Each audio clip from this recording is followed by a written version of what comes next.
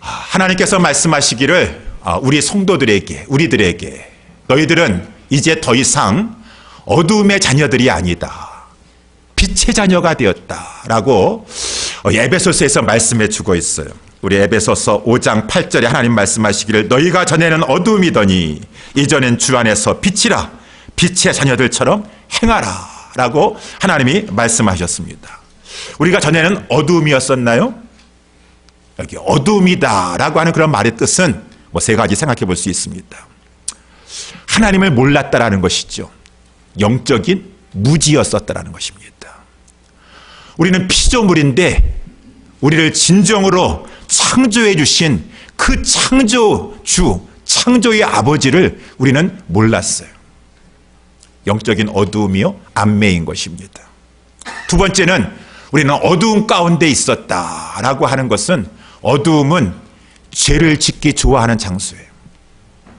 죄 가운데 있었다. 죄에게 종노릇하며 타락하고 부패한 삶을 살았던 그러한 존재들이었었다.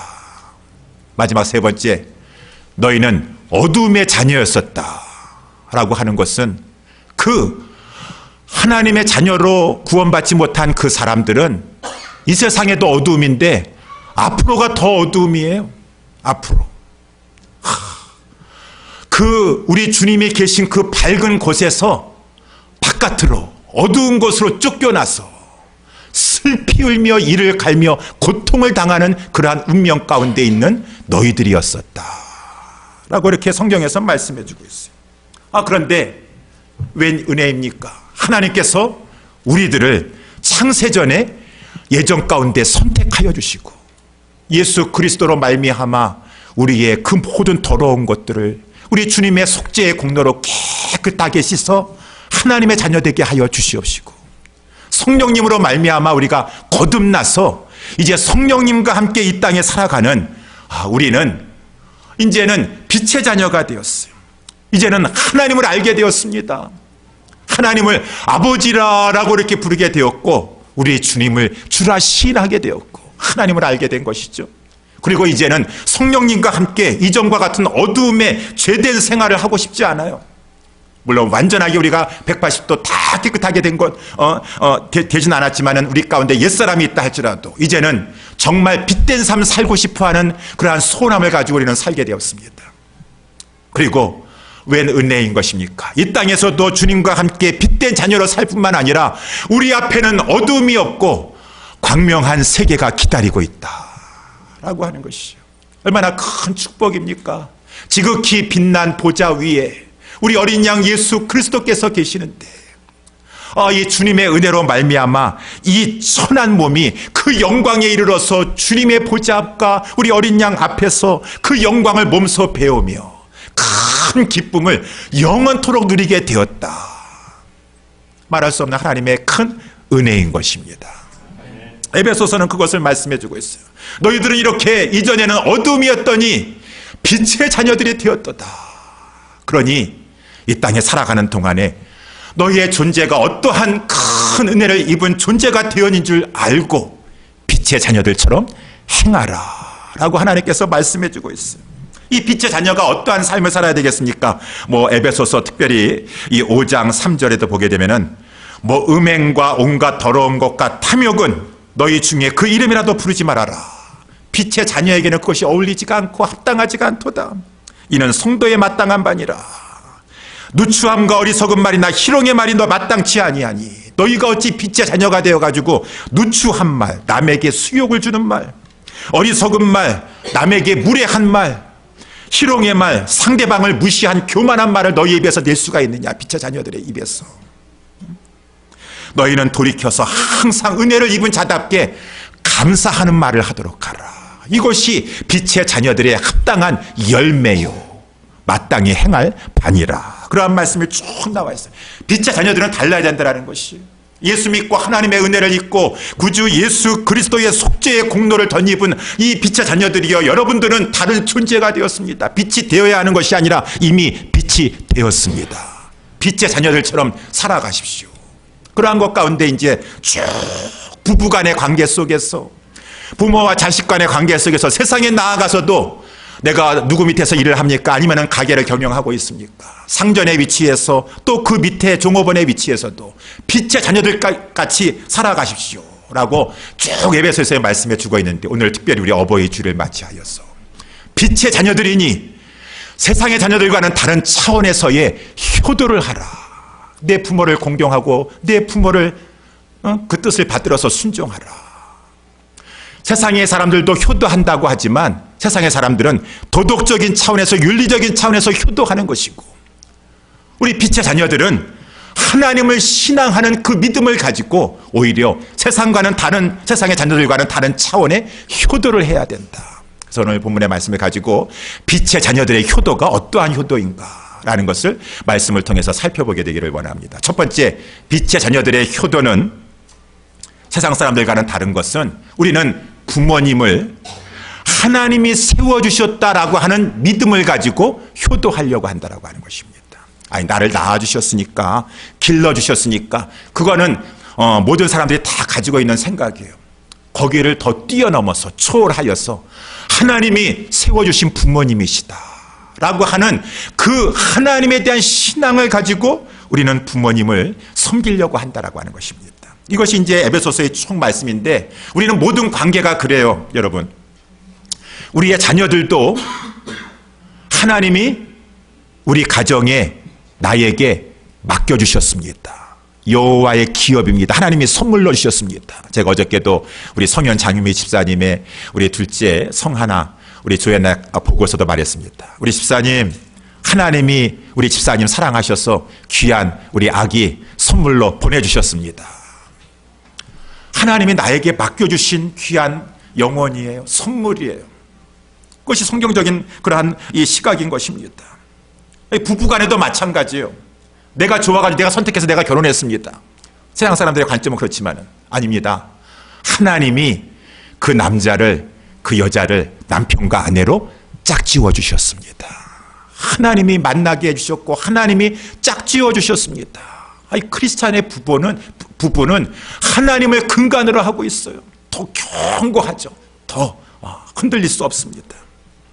우리 교회 안의 성도와 목사와의 관계도 마찬가지예요. 이 목사는 우리 성도님들 어떻게 바라봐야 되겠습니까? 베드로야, 너가 나를 사랑하느냐?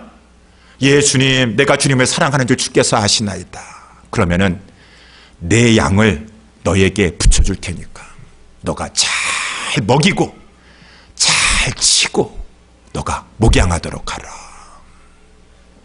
하나님이 나에게 맡겨주신 귀한 성도들이다 라고 하는 마음을 가지고, 그러한 시각을 가지고 성도들을 바라보시는 것이고, 우리 성도들은 또 어떻게 합니까? 에베소서 말씀에 나와 있는 것처럼 하나님의 몸된 교회를 세우라라고 귀한 주의 종을 보내주시고 세워주셨다.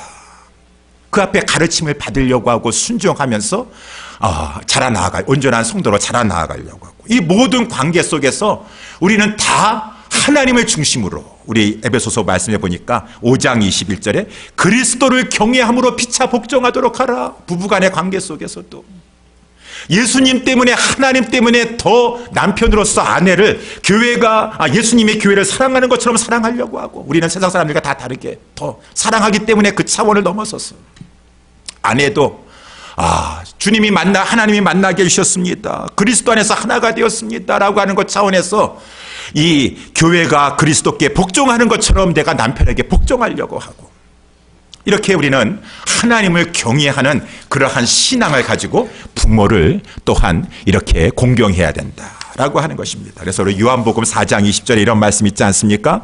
누구든지 하나님을 사랑하느라 하고 그 형제를 미워하면 이는 거짓말하는 자니 보는 바 형제도 사랑치 못하는 자가 보지 못하는 하나님을 사랑한다고 할 수 없느니라. 우리가 잘 아는 말씀이죠. 저는 이 말씀을 이렇게 한번 바꿔보고 싶어요.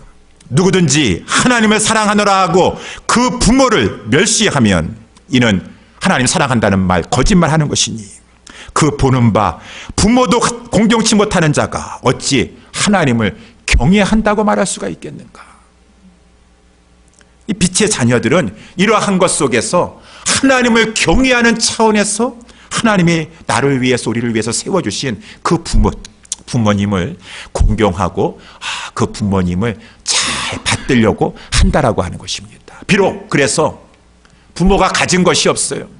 요즘 세상 사람들은 금수저 은수저 따지고 나는 흙수저인 것 같아요. 부모가 해줄 것도 없고 남겨줄 것도 없고, 우리 부모님은 얼굴이 얽고 체구가 볼품없고 영어도 잘 못하시고 학식도 없고 자랑할 만한 직업도 가지고 있지 못한다 할지라도 하나님이 저에게 세워주신 엄마 아빠십니다. 부모님이십니다.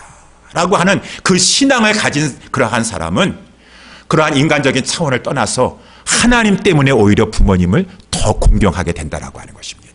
이 빛의 자녀들은 하나님을 바라보면서 하나님이 세워주셨다라고 하는 것 속에서 부모님을 바라보면서 효도하게 된다. 두 번째, 빛의 자녀들은 부모를 주 안에서 순종한다. 오늘 보면 1절이 그것을 말씀해 주고 있죠. 자녀들아, 너희 부모를 주 안에서 순종하라. 이것이 옳으니라.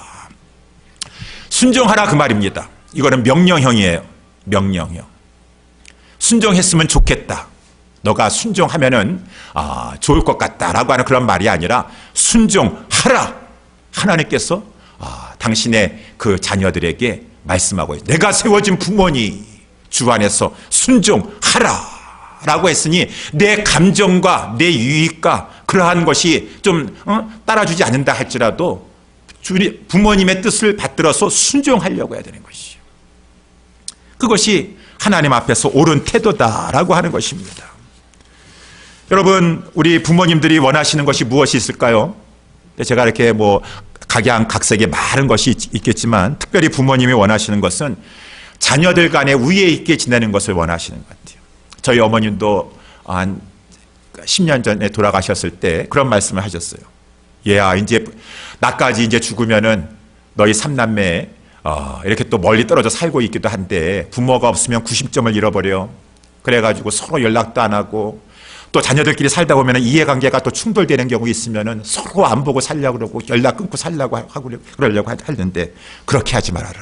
너희들 서로 우애하라. 이것이 어머님이 저에게 남겨주신 유언이 있어요. 유언이 있어요. 너는 형하고 누나를 가지고 부모처럼 생각해. 그리고 형하고 누나는 내 동생을 가지고 자식처럼 생각해야 된다. 서로 우애 있게 지내라. 그런데 형제들 간에 이렇게 살다 보면은 서로 이렇게 어떤 좀 어려운 일이 발생해가지고 형제끼리도 충돌하고 이해관계 속에서 서로 원수지간으로 지내는 경우가 있어요. 부모가 살아있어도 그렇게 지내는 사람들이 있어요. 부모의 마음이 가장 아플 것입니다. 또 부모가 이렇게 유언을 하면서 너희들은 화목하게 지내야 된다라고 하는데 부모 돌아가시고 나니까 이제 딱 연락 끊고서는 서로 안 보고 지내려고 하는데 그러면 되겠습니까? 부모님을 정말 사랑한다라고 한다 그러면은 그래, 어머니가 이렇게 유언하셨는데 어머니의 뜻이셨는데 내가 야속함을 느끼기도 하고 내가 정말 다시는 보고 싶지 않은 그런 마음이 서운한 것이 있다 할지라도 부모님을 생각해서라도 화목하려고 하고 부모님을 생각해서 화해하려고 하는 것이 부모님의 뜻을 기리는 것이고 무엇보다 하나님은 그 모든 것을 보고 있으니 내 부모를 순종하는 것이 되는 것이니라 라고 하는 것입니다. 그런데 이제 오늘 본문의 말씀에 또한 우리가 깊이 깨달아야 하는 것은 부모를 순종하되 주 안에서 순종하라 라고 이렇게 말씀해 주고 있습니다. 이 말씀은 부모님의 뜻은 최대한으로 순종하는데 혹여라도 그 부모님이 하나님을 알지 못하기 때문에 너희에게 신앙에 저촉되는 것을 요구할 때에는 그럴 때에는 그 마음의 중심은 부모님을 공경하는 것을 잃어버리진 않지만 그 부모님의 뜻에는 순종할 수가 없는 그러한 경우가 있다라고 하는 것입니다. 그렇게 해야 된다는 것입니다. 그것이 하나님 보시기에 옳은 것이니라 라고 하는 것이. 예를 들어서 우리 부모님은 예수님 믿지 않습니다. 제사 지내야 된다고 합니다. 그러면서 자꾸 교회 나가는 것을 방해하고 제사상을 차리고 조상신을 섬겨야 된다고 했었을 때 내가 부모님 뜻을 받들어서 그러면 나 예수 믿지 않냐고 교회 가지 않냐고 그렇게 해야 될 것인가. 안타까운 마음이지만 부모님이 아직 예수 그리스도를 알지 못하기 때문에 그렇지만 그 부모님 앞에서는 단호한 신앙의 자세를 취해야 돼. 왜? 부모 공경법도 참으로 중요하지만 부모 공경법 위에 하나님 공경법이 있다라고 하는 것이죠. 하나님의 그 계명이 더 이 1계명에서 4계명까지 있지 않습니까? 그래서 우리는 주 안에서 순종하려고 해야 되는 것이죠. 주 안에서 순종하려고 한다. 우리 롯이 그러지 않았습니까? 룻이 그랬습니다. 그 어머니가 이제 그 두 며느리가 그만 다 이렇게 남편들을 잃었어요. 그래가지고 너희들 이제 다시 재혼해서 제가 이렇게 살도록 해라. 너희들 돌아가서 야 룻아, 너희 그 동서도 이제 너희 그 민족에게 돌아가서 소장신을 섬기고 그러지 않느냐. 너도 돌아가서 너희 신들을 섬겨라 라고 했을 때, 다른 것은 부모님의 말씀에 순종한다 할지라도 룻은 그 순간만큼은 그 어머니 나오미의 요청 앞에 순종할 수가 없었어요. 그렇게 할 수 없습니다. 왜? 어머니의 백성이 나의 백성이 되기를 원하고 어머니의 하나님이 나의 하나님이 되기를 원하나이다. 불순종한 것입니까? 아니에요. 하나님의 뜻에 순종하면서 그 어머니 앞에서 바른 신앙의 자세를 취했다라고 하는 것입니다. 이것이 이제 자녀들이 이 세상 살아가면서 부모님의 관계 속에서 우리가 지혜롭게 하나님 앞에서 잘 처신해야 될 것이다. 왜? 하나님 보시기에 옳은 대로 행해야 되는 것이. 그러면서도 이제 오늘 본문의 세 번째는 빛의 자녀들은 어떻게 효도를 하는 것인가. 부모님을 공경하는 마음에는 제한이 없는 것이요. 비록 부모님을 순종하라라고 하는 것에는 주 안에서라고 하는 제한이 있었지만 부모 공경에는 제한이 없었어. 오늘 본문의 2절 말씀에 보면 내 아버지와 어머니를 공경하라. 이것이 약속 있는 첫 계명이다. 공경하라라고 하는 말 속에서는 주 안에서만 공경하라라고 하는 말은 없습니다. 순종하라고 하는 말처럼. 그러니까 아버지와 어머니는 비록 그 아버지와 어머니가 신앙이 없으십니까? 나에게 무리한 것을 요구하십니까? 라고 할 때 할지라도 순종은 주 안에서 순종해야 되겠지만 그 마음에 아버지와 어머니를 공경하는 그 마음만큼은 제한이 없이 무제한적으로 아버지와 어머니를 공경해야 될 것이니라. 항상 공경해야 될 것이니라. 그러할 때 하나님이 기뻐하셔서 그러한 자녀를 축복해 주셨어. 이것이 약속 있는 첫 계명이니 3절 말씀해 보니까 이는 내가 잘 되고 땅에서 장수하리라. 하나님이 축복해 주시겠다라고 하는 것입니다. 여러분, 그래서 성경에서 보게 되면은 효도하는 사람들에게 하나님께서 축복해 주시지 않습니까? 대표적인 경우가 이 창세기 9장에 나와 있어요. 의인 노아라 할지라도 노아가 이제 나이 많아가지고 그만 실수를 하고 말았습니다. 그냥 대낮에 포도주를 마신 다음에 자기 장막에 그만 벌거벗은 상태에 자기 하체를 드러내놓고서는 누워 잠을 자고 있었어요.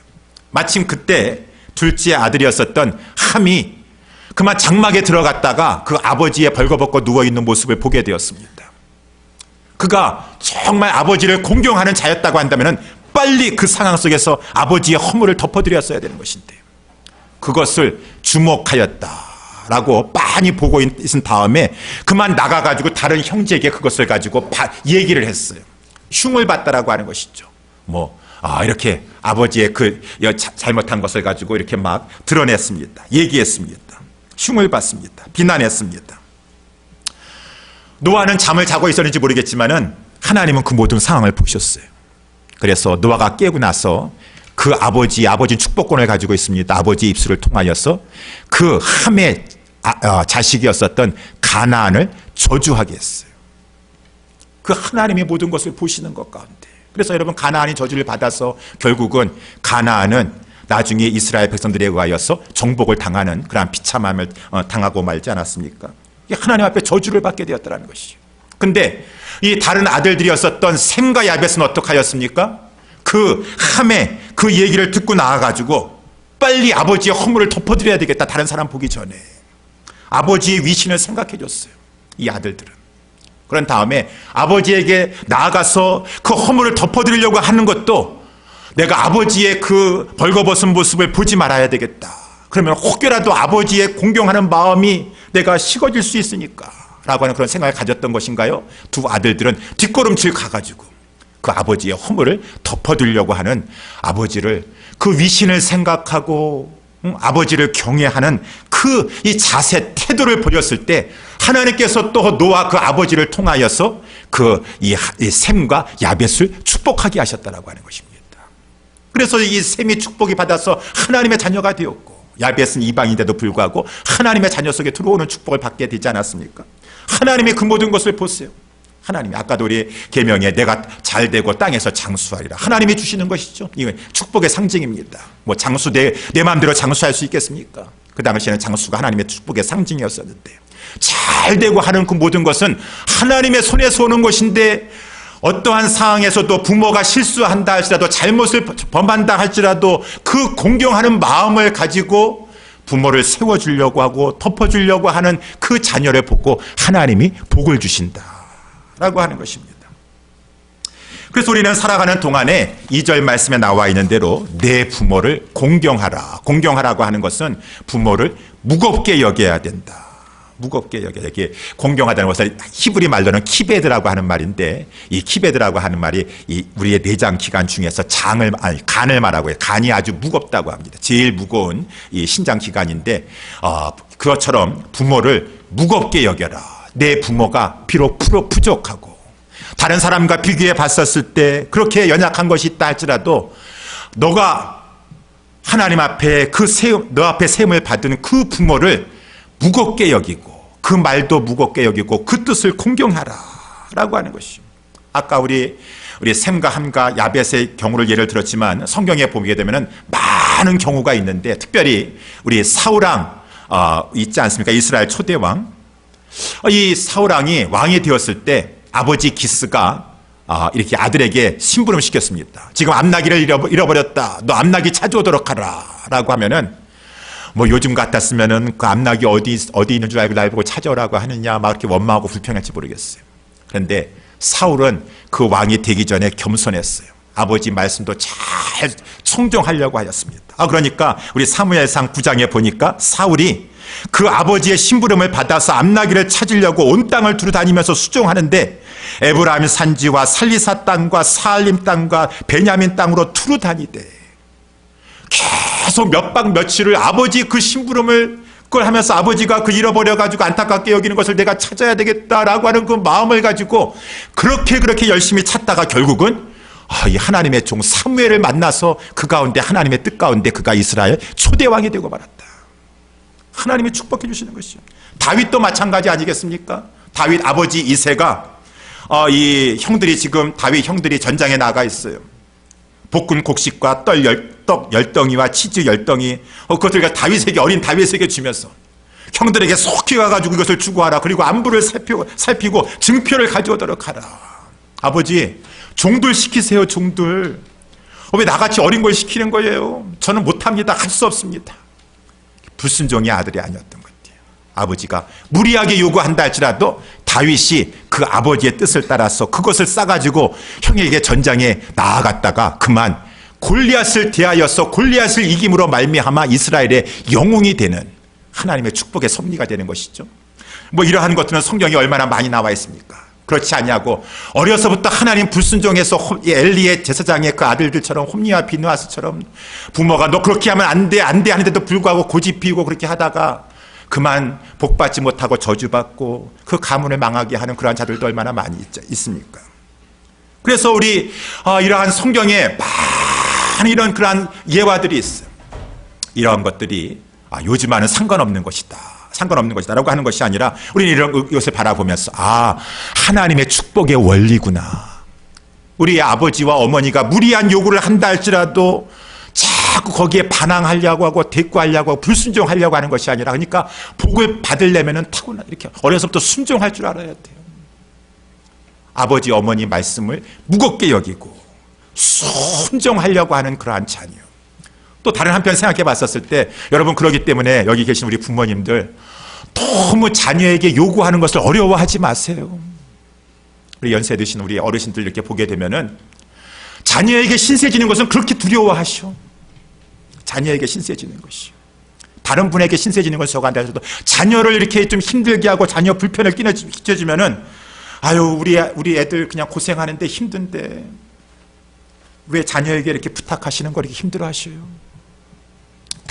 성경 말씀의 원리에 의하면은 자녀가 자꾸 어머니 아버지를 공경하면서 순종하도록 훈련시키고 그것을 가리키는 것이 오히려 그 자녀가 잘되게 하는 그 부모의 입장에서는 사랑과 축복을 끼치는 것이에요.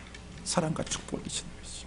그래서 어떨 때는 그 자녀들이 어려서부터 자꾸 부모를 공경하는 것을 배우고 부모를 섬기는 것을 배울 수 있도록 훈련시켜야지 하나님의 축복의 원리에 의해서 그 자녀들이 복을 받게 된다라고 하는 것입니다. 그렇기 때문에 우리 부모님들이 이런 것을 기억하시고, 아유, 그냥 자녀들에게 더 이렇게 내가 몸이 아파가지고 패기치면 어떡하나, 그냥 일찍 죽어야지, 자녀만 생각하시면서 이렇게 하시는데, 아유, 그 부모님의 마음이시죠. 그렇다 할지라도 하나 갚아주시는 것은 하나님이 갚아주시는 것이, 내가 갚아주는 것이 아니에요. 하나님의 말씀의 원리대로 행하려고 해야 되는 것입니다. 우리 자녀 여러분들이요, 여기 계신 우리 분들 중에서 우리 아직까지도 부모님이 살아계십니까? 하나님의 축복의 원리를 꼭 기억하세요. 그리고 부모님을 공경하시면서 주 안에서 순종하시려고 하시면서 부모님의 뜻을 잘 받들려고 하는 자녀분 되시기를 주님의 이름으로 축원합니다. 그런 말 있지 않습니까? 부모님들은 거짓말을 잘하신다 그래요. 그 거짓말에 속지 말아야 된다, 그 말인 것입니다. 부모님이 무슨 거짓말 잘하시나요? 우리 부모님들이 잘하시는 거짓말 중에 대표적인 세 가지가 있는데, 자녀들이 어디 아프세요? 라고 하면은 아니야, 나 아프지 않아 라고 이렇게 말씀하시더라는 것입니다. 뭐 드시고 싶은 거 있으세요? 라고 하면은 아, 나는 먹고 싶은 것이 이렇게 하나도 없단다. 혹시 용돈 필요하세요? 내가 무슨 돈이 필요하긴 난 돈 필요 없다 라고 거짓말을 잘 하시는데, 우리 부모님들은 꼭 아세요. 자녀들은요, 그러면은 다른 것들은 고지것대로 안 믿어도 그 말은 들으면 고지것대로 믿는다는 것입니다. 다른 것들은 고지것대로 안 믿어도 꼭 그런 말들은, 자기에게 유익한 말들은, 아, 우리 부모님은 돈이 필요하지 않으신가 봐, 우리 부모님 건강하셔, 우리 부모님은 드시고 싶은 거 아무것도 없으니까 우리끼리만 그냥 맛있는 거 먹고 나와야겠다. 부모님이라고 왜 드시고 싶지 않으시겠어요? 왜 갖고 싶지 않겠어요? 왜 부모님도 용돈을 하실 수만 있으면 하셔서 하나님 앞에 더 많이 드리고 싶고 더 많이 사랑을 베풀고 싶지 않으시겠어요? 이거는 자식이 지혜롭게 이 부모님의 마음을 헤아리면서 잘 알아야 돼요. 그래서 이 어떤 무명 시인의 이 어머니라고 하는 이 시가 있습니다. 어머니는 좋은 옷이 필요치 않으신 줄 알았습니다.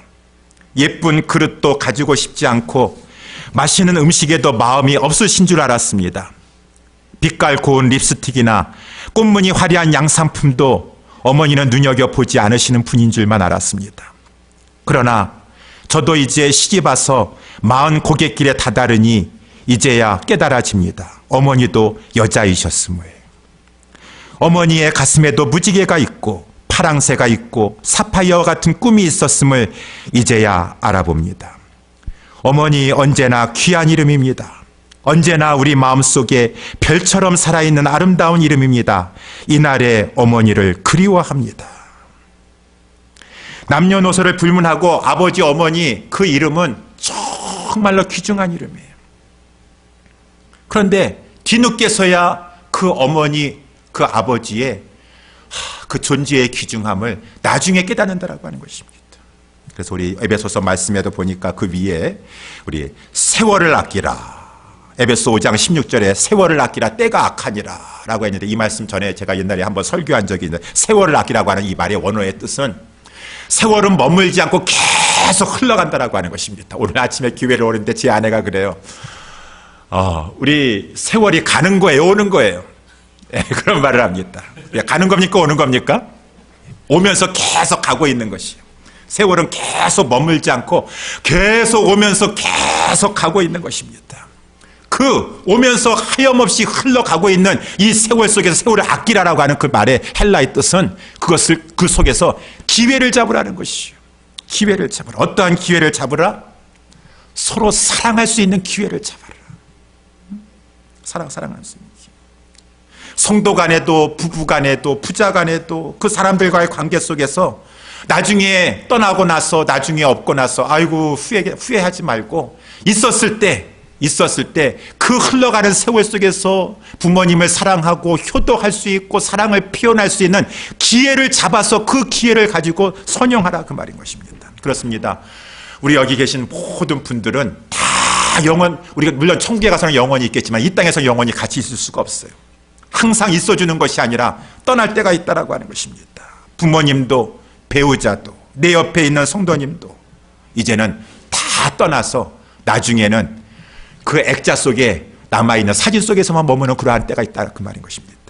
그때를 바라보면서 못다한 사랑과 못다한 효도 때문에 후회할 그때가 있으니 지금 살아계셨을 때 부모님 효도하려고 하고 서로 사랑하려고 하는 것이 지혜로운 것이니 이 세대가 악한 세대가 되었습니다. 말세에 고통하는 때가 되어가지고 사람들은 자꾸 자기만 사랑하고 돈만을 사랑하고 무정하게 그지없고 부모를 거역하고 감사치도 아니하고 배반하기를 잘하고 싸납고 그러한 이 악한 시대를 맞았는데 빛의 자녀들이여 이 세대를 본받지 말고 빛의 자녀가 되었어.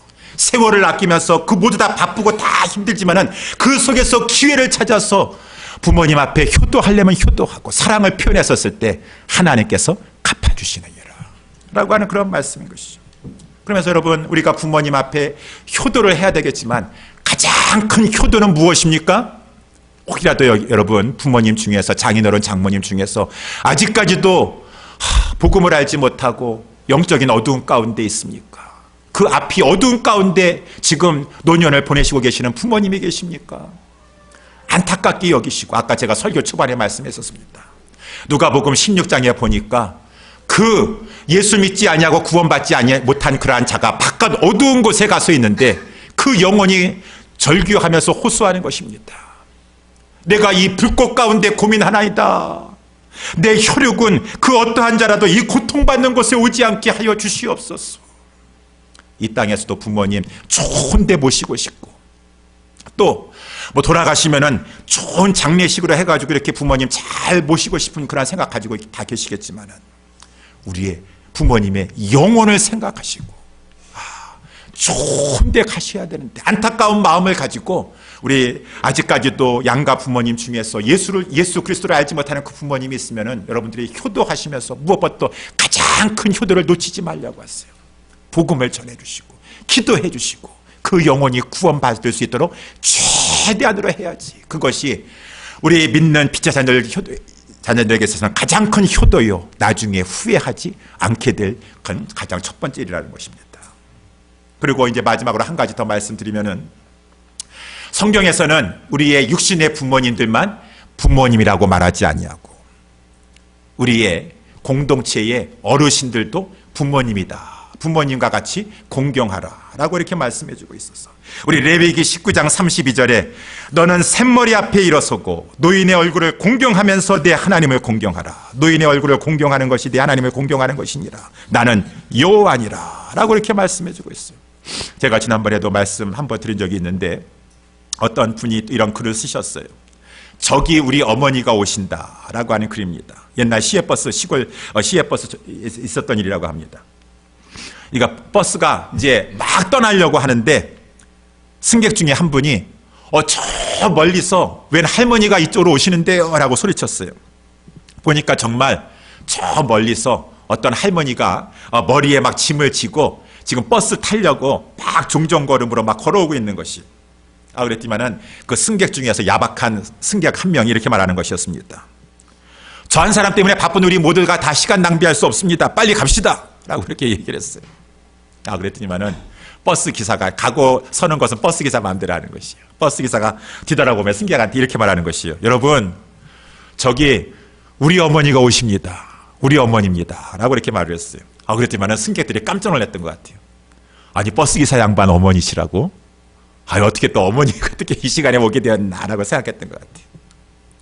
그랬더니만은 우리 그 버스 승객들 중에 청년 한 명이 아마 센스 있는 청년이 있었던 것 같아요. 남자 청년이 빨리 나와가지고 그 할머니에 가서 막 짐을 이제 진 다음에 그 할머니를 붙이게 해가지고 이렇게 버스를 타게 되었습니다. 그래서 거기 안에 있던 승객들이 다 이제 청년을 격려하면서 박수를 치게 되었어요. 나중에 알고 보니까 그 할머니는 버스 기사의 친어머니가 아니었어요. 그 청년의 할머니도 아니었어요. 그런데 그 버스 기사의 어머니는 어머니다라고 하는 그 말은 맞는 말이라고 하는 것입니다. 저기 연로하신 분 우리 어머니이십니다. 저기 우리 어머니가 오십니다 라고 그 버스 기사가 믿는 사람이었지만 믿는 사람이었는지 믿지 않는 사람인지 모르겠지만은 우리 성경에 보니까 예수님께서 십자가에 돌아가실 때에도 그 당신의 제자 요한에게 요한아 마리아를 보면서 내 어머니다. 그때서부터 그 요한이 자기 어머니처럼 모셨다라고 되어 있지 않습니까? 그러니까 믿음의 공동체 안에서 우리 예수사랑교회는 젊은이들도 있고 연세 많으신 분들도 이렇게 골고루 있는데, 가정에서 부모님을 공경할 뿐만 아니라 우리들은 다 가정 같은 교회요, 교회와 같은 가정이 되어서 다 예수님을 중심으로 하나님 아버지를 모시며 살아갔었을 동안에, 우리 젊은이들은 우리 어르신들을 보면서 부모님처럼 대하려고 하고, 부모님들은 우리 젊은이들을 바라보면서 내 자녀처럼 대하려고 하고, 형제처럼 대하려고 하였을 때 하나님께서 그것을 가장 기뻐하신다라고 하는 것입니다. 그래서 오늘 본문의 말씀을 맺도록 하겠습니다. 아까 초뒤에 말씀드린 것처럼 하나님 말씀하십니다. 얘들아, 너희들은 빛의 자녀들이다. 너희가 전에는 어두움이었더니 이제는 주 안에서 빛이 되었느니라. 빛의 자녀가 되었으니 빛의 자녀들처럼 행하며 살아라 라고 했으니, 우리의 모든 관계 속에서 우리 빛의 자녀들처럼 살아갑시다. 특별히 빛의 자녀들처럼 세상 자녀들과는 더 다른 차원에서 하나님 중심으로 하여서 부모님께 순종하고 공경하고, 우리 예수사랑교회 새롭게 하나님께서 성령으로 한 띠로 묶어주셨는데, 이 안에서 우리 젊은이들은 우리 어르신들을 더 공경하려고 하고, 어르신들은 젊은이들을 위해서 더 사랑을 베풀려주고 하고, 그러는 것 가운데 하나님께 영광 올려드리고 하나님의 축복이 여러분들의 삶 속에, 그 모든 하는 일들 속에 차고 넘치는 그날 은혜의 역사가 늘 함께 하시기를 주님의 이름으로 축원합니다. 기도하겠습니다.